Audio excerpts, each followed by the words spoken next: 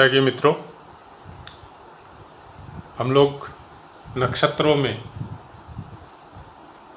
क्या शुभ है क्या अशुभ है उसके विषय में चर्चा कर रहे हैं। जिसका भी नक्षत्र मृगशिरा है, और मृगशिरा के लिए कौन से ग्रह कौन से नक्षत्र में गोचर करने से अच्छे हैं और कौन सा नक्षत्र उनके लिए अच्छा है, कौन से नक्षत्र का भेद वगैरह होता है उनके लिए अच्छा है। हालांकि ये कैसे देखा जाता है, इसका तरीका क्या है, वो सब पाठ मैं पोस्ट कर चुका हूँ। आप अगर ज्योतिष सीखने के इच्छुक हैं तो आप उन पाठों का अध्ययन कीजिए और उनके हिसाब से आप अपना कोई नोटिंग करके रखना चाहता है तो नोटिंग रखिए, अदरवाइज उनसे संबंधित पुस्तकें मंगा के रखिए। नक्षत्रों का मैं हर समय बोलता हूँ ये बात, नक्षत्रों का बहुत बड़ा योगदान है ज्योतिष में, क्योंकि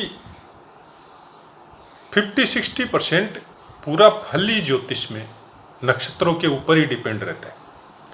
और अगर नक्षत्रों का ज्ञान हम लोगों को नहीं है तो फलादेश करने में या तो वो मिलेगा नहीं, या फिर जो फलादेश हम लोगों से करवा रहा है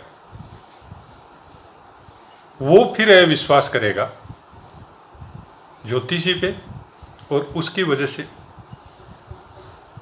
ज्योतिष जैसा विषय और ज्योतिष जैसा जो बोला जाता है कि वेदों को अगर समझना है तो ज्योतिष को समझना बहुत जरूरी है। तो उसके विषय में जब गलत धारणा इंसान की बनती है तो उसका कारण बहुत कुछ हम लोग होते हैं जो ज्योतिष का ज्ञान रखते हैं। अब जब तक आपको पूरी तरह उसका ज्ञान नहीं हो, देखिए कोई भी सब्जेक्ट को समझने के लिए पहले आपको गुरुओं से या फिर पुस्तकों से, चैनल से आप ज्ञान लीजिए, उस ज्ञान को समाहित कीजिए और उसके बाद में अभ्यास कीजिए कुंडली पे, अपनों पे जितनी भी कुंडलियाँ आपको प्राप्त हो उनके ऊपर अभ्यास करने में जो आपका समय बीतेगा और उसके बाद में जो परिपक्वता आपके ज्ञान में और आपके अंदर आएगी, तब आप कुछ कहने लायक या कुछ समझने लायक होंगे। किसी एक चीज़ से या किसी एक योग से या किसी एक नक्षत्र से कभी कुछ भी प्रिडिक्शन नहीं होता है। एक नक्षत्र का मैंने वीडियो अपलोड कर दिया और से आपका वो जन्म नक्षत्र है और आप सोचते हैं कि मैं तो ऐसा नहीं हूँ, तो ये पॉसिबल नहीं है कि उस नक्षत्र में जो बताया गया वो सब कुछ वैसा ही आपके साथ हो। कभी नहीं हो सकता ये चीज़, क्योंकि उस नक्षत्र के कुछ अंश आपको मिलेंगे। कौन से रूप में मिलेंगे, अच्छे रूप में मिलेंगे, बुरे रूप में मिलेंगे, वो संपूर्ण उसका देखने के बाद ही पता चलेगा। हो सकता है जन्म के समय में आपका नक्षत्र ही दूसरे ग्रह की वजह से भेद चल रहा हो, या कुछ ग्रह आपके उस समय में ऐसे बैठे हो कि आपके जन्म नक्षत्र, कर्म नक्षत्र और आधान नक्षत्र तीनों को वेद कर रहे हो। तो ऐसी बहुत सी बातें हैं जो वेद है, अवेद है, शुभ वेद है, अशुभ वेद है, उन सब का पूरा पता होने के बाद में कुछ नक्षत्रों के बारे में सप्त सलाका से वेद वगैरह देखा जाता है। तो वो मैंने पाठ पोस्ट किया हुआ है, आप उसका भी अध्ययन कीजिए। बाकी नक्षत्र चरणों का अपना एक अलग इफेक्ट होता है, उसके पाठ भी मैं पोस्ट कर रहा हूँ, बहुत कुछ कर दिए हैं मैंने। तो सब चीज़ में अलग अलग, हालांकि ये बात सही है कि सब चीज़ों को, सब बातों को ध्यान में रखना मुमकिन नहीं है, और सब बातों को भूल जाना भी अच्छी बात नहीं है। किसी जन्म पत्रिका इसलिए बताया गया है कि जन्म पत्रिका जब आप किसी का अध्ययन करें तो आपका दिमाग स्वस्थ होना चाहिए, टेंशन फ्री होना चाहिए, और जब पूरी तरह सुबह के समय में पूरी तरह आप टेंशन फ्री हो, भगवान का, इष्ट का नाम या पूजा पाठ आपने कर ली हो, उस समय किसी की जन्म पत्रिका अध्ययन करना चाहिए। क्योंकि एक तो पूजा पाठ करने के बाद में आपका मन आत्मा वैसे भी पवित्र होती है। उसके बाद में सुबह का समय जो होता है वो ये सब चीज़ के लिए बहुत अच्छा होता है। आपने देखा होगा कि जब कोई मैट्रिक वगैरह जब बोर्ड का एग्ज़ाम होता है तो जो टीचर उस एग्ज़ाम की कॉपियाँ जांचते हैं उनको डिपार्टमेंट की तरफ से एक गाइडलाइन जाती है कि आपको कौन से समय में जांच करनी है और क्या किस समय में किस तरह का आपका दिमाग हो तब जांच करनी है। तो ऐसी बहुत सी बातें हैं जो जन्मपत्री के विषय में, जैसे फेसबुक पे या ऑनलाइन आप जन्मपत्री दिखाते हैं, आपने डेट वगैरह पोस्ट कर दी, आपके लिए 2 मिनट का काम है अपनी डेट और बर्थ प्लेस और ये सब पोस्ट करना। लेकिन देखने वाले को कितना टाइम चाहिए और वो किस तरह से देख सकता है ये आपके समझ में नहीं आता। बहुत से आदमी हैं, ऑनलाइन ही आप पोस्ट करते हैं, ऑनलाइन ही आप जवाब चाहते हैं, 5 मिनट आप रुकना नहीं चाहते, तो फिर वैसा ही प्रिडिक्शन भी आपको मिलेगा और फिर भ्रमित होते रहेंगे। ज्योतिष के बारे में या ज्योतिषी के बारे में या अपना फलादेश करवाने के लिए सबसे अच्छा तरीका है कि अपने नज़दीक के किसी ज्योतिष से, जो अच्छे जानकार हो, उससे आप खुद जाके मिलें और उनसे अपना प्रिडिक्शन करवाएं, न कि ऑनलाइन करवाएं। ऑनलाइन में कुछ भी सही तरीके से मिलना बहुत मुश्किल है। ये मेरा पॉइंट ऑफ व्यू है, बाकी आप खुद समझदार हैं। मैं नहीं बोलता कि मेरा ही दिमाग लास्ट है, क्योंकि ज्ञान की कोई सीमा नहीं होती है। मेरे से उम्र में छोटे हैं, उनको भी मेरे से ज़्यादा हो सकता है। ज्ञान का अपना एक कार्य क्षेत्र है, उसको जितना रिसर्च में आप लगाएंगे, जितना अभ्यास में आप लगाएंगे, उतना ही ज़्यादा बढ़ेगा। आपको ज्योतिष का नॉलेज हो मत हो, आप उसके विषय में अगर शुरुआत भी करेंगे, थोड़ा बहुत भी ज्ञान अर्जित करेंगे, तो उस ज्ञान को, क्योंकि इसको थोड़ा सा भी अभ्यास करने से, थोड़ा सा भी सीखने से आपकी ज्ञान की वो सीमा जो ब्लॉक हुई पड़ी है वो ओपन होगी। और जब आदमी का दिमाग एक अलग लेवल पे चलता है तो वो दिमाग फिर उसके कार्य क्षेत्र में उसकी क्षमता को बहुत ज़्यादा अप करता है। ये मेरा अपना अनुभव है। अगर आप इस सब्जेक्ट में थोड़ी सी भी रुचि लेते हैं और आपको अगर बेसिक नॉलेज भी हुआ है तो कन्फर्म है कि आपके दिमाग का अपवार्ड चालू हो गया। उसके बाद में आप चाहे बिजनेस कर रहे हो, चाहे आप सर्विस कर रहे हो, चाहे आप कोई प्रोफेशनल काम कर रहे हो, उसमें ये दिमाग आपको बहुत काम आएगा। चलिए बात करते हैं मृगशिरा नक्षत्र की। जैसा कि मैं हमेशा बोलता हूँ कि दिनचर्या में अगर हम लोग इसको अपनाए, थोड़ी सी भी अगर हम लोग अपनी दिनचर्या को चेंज करें ग्रह नक्षत्रों और तिथियों के हिसाब से, तो बहुत कुछ बदलाव हम लोग अपने जीवन में ला सकते हैं। तो जिसका भी जन्म नक्षत्र मृगशिरा है उसको कुछ विशेष ख्याल रखना है। सूर्य गोचर का पता आपको पंचांग से चल जाता है। अगर फिजिकली पंचांग नहीं है तो आप कोई भी ज्योतिष का ऐप डाउनलोड करके उससे पता कर सकते हैं। सूर्य उत्तराषाढ़ा में नहीं होना चाहिए, मंगल कृतिका में नहीं होना चाहिए, बुध पूर्वा फाल्गुनी में नहीं होना चाहिए और शुक्र अश्लेषा में नहीं होना चाहिए, गुरु रेवती में नहीं होना चाहिए, राहु पूर्वा भाद्रपद में नहीं होना चाहिए और शनि पूर्वा भाद्रपद में नहीं होना चाहिए और राहु और केतु शतभिषा में नहीं होना चाहिए। ये जब भी इन नक्षत्रों में आएंगे तो इस मृगशिरा जन्म नक्षत्र वालों को इनसे संबंधित जो भी फल आपको अच्छे मिल रहे हैं उनमें कुछ कमी जरूर आएगी। अब मान लीजिए कि आपका सूर्य का महादशा है और सूर्य आपके योग कारक भावों का स्वामी है। गोचर में सूर्य अगर उत्तराषाढ़ा में आ गया तो ये आपके मृगशिरा नक्षत्र के लिए अच्छा नहीं है। तो वो क्या करेगा, वो अपने फलों में जो अच्छे फल वो दे रहा है आपको, उसमें थोड़ी कमी कर देगा जब तक उत्तराषाढ़ा में वो रहेगा।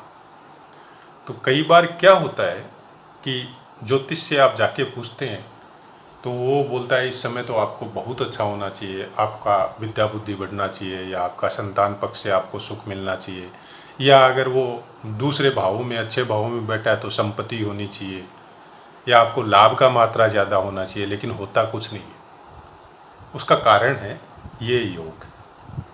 गोचर में जब भी ये ग्रह इन नक्षत्रों में गोचर करेंगे तब मृगशिरा वालों के लिए अच्छे नहीं है। अब यहाँ पे ये बात होती है कि सबके सब तो एक साथ आएंगे नहीं, कोई कोई आएगा। खास ख्याल इतना ही रखना है, दो आए तब तक तो ठीक है, लेकिन दो से ज़्यादा जब आए तब आपको विशेष सावधानी बरतने की ज़रूरत है उस समय में।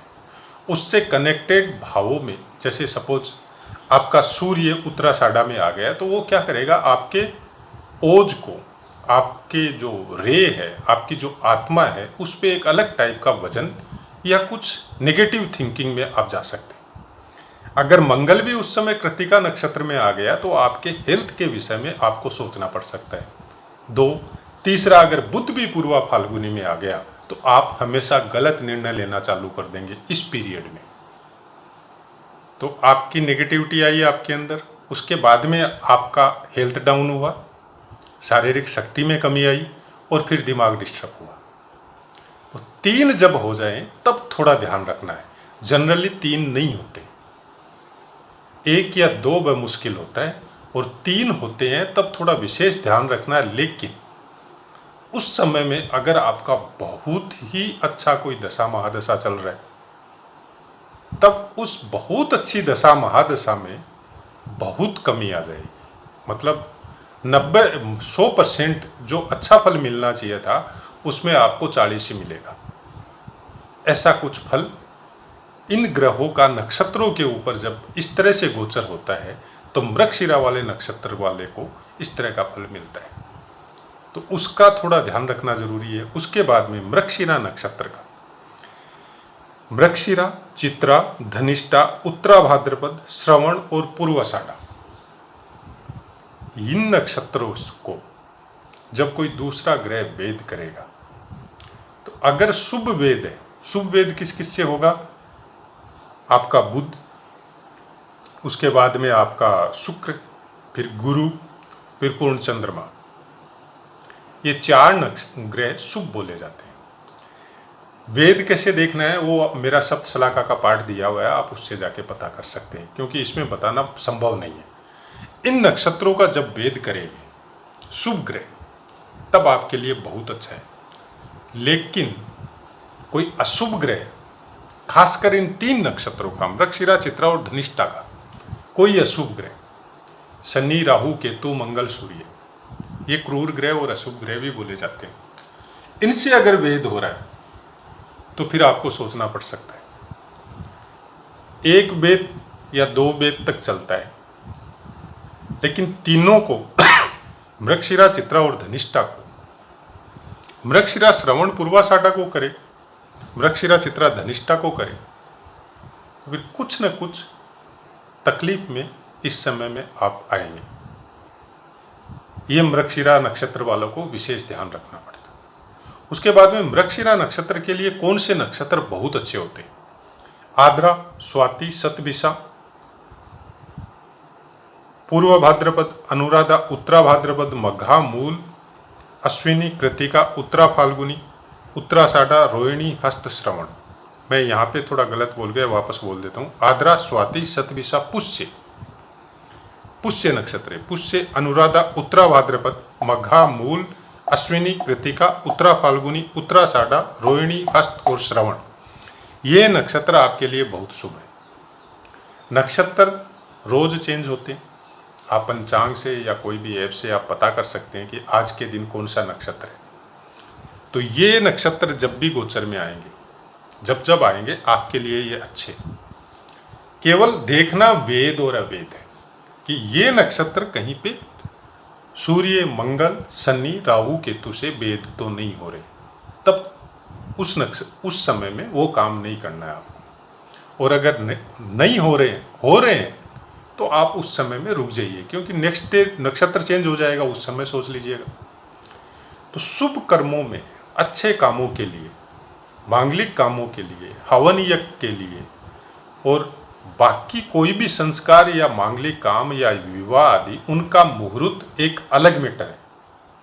वो शुभ मुहूर्त वगैरह सब कुछ देखिए, लेकिन उस दिन आपको ये सब चीज़ भी देखनी बहुत ज़रूरी है।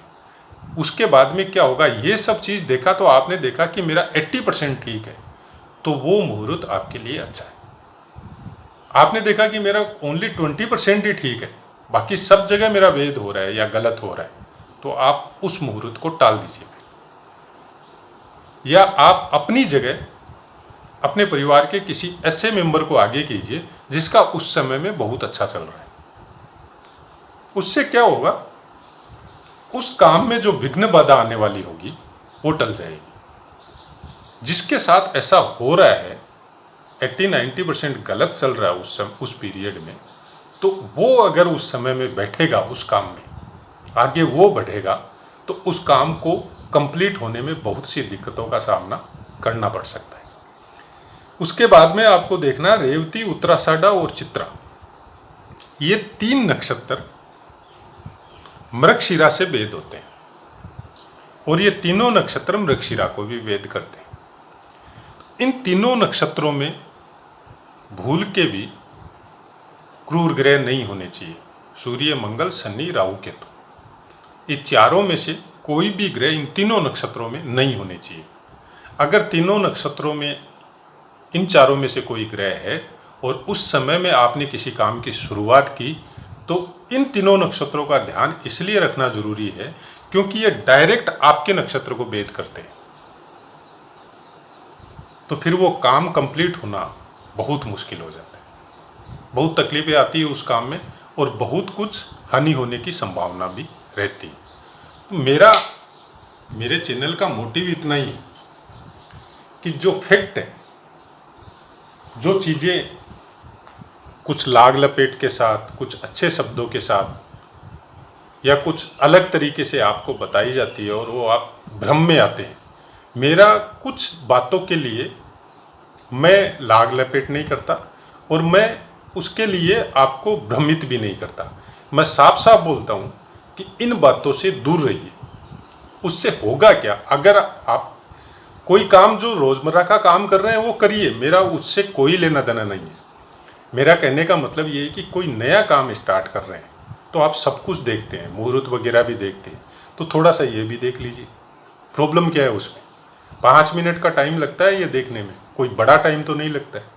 और दिनचर्या में अगर इसको सुधारेंगे, इसको रखेंगे, अपने दैनिक जीवन में इसका यूज करेंगे, इसका जो अच्छा फल जब आपको मिलेगा ना, तब आप खुद सोचेंगे कि नहीं ये बहुत अच्छा चीज़ है।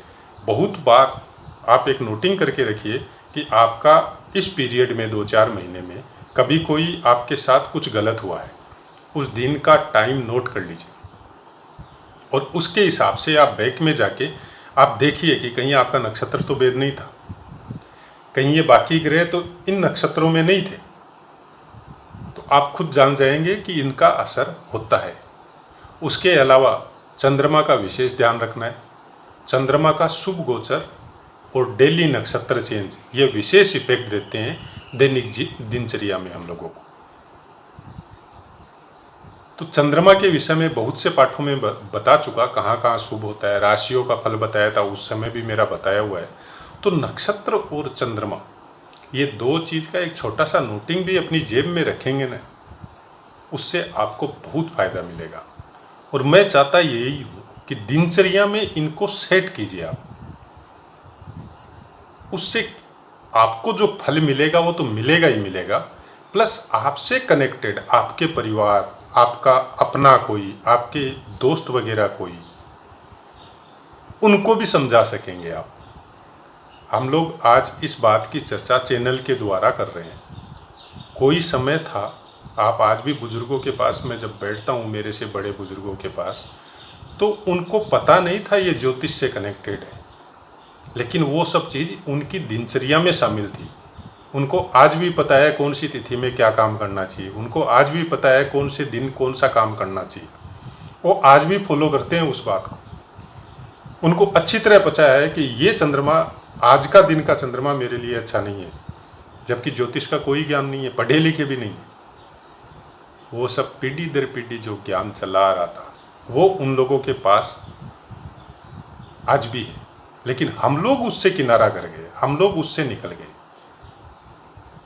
वापस आइए कि ज्योतिष कोई साधारण चीज़ नहीं है। ये हम लोगों को जीवन किस तरह से जी सके, ग्रह नक्षत्रों का कुप्रभाव से किस तरह से बच सके, वो रास्ता हम लोगों को दिखाती है। ज़रूरत है उस पर विश्वास करने की, ज़रूरत है उसके हिसाब से चलने की। तो आशा है मित्रों आपको मेरी बातें समझ में आई होगी। अब मैं अपनी वाणी को विराम देता हूँ और आपसे आज्ञा लेता हूँ।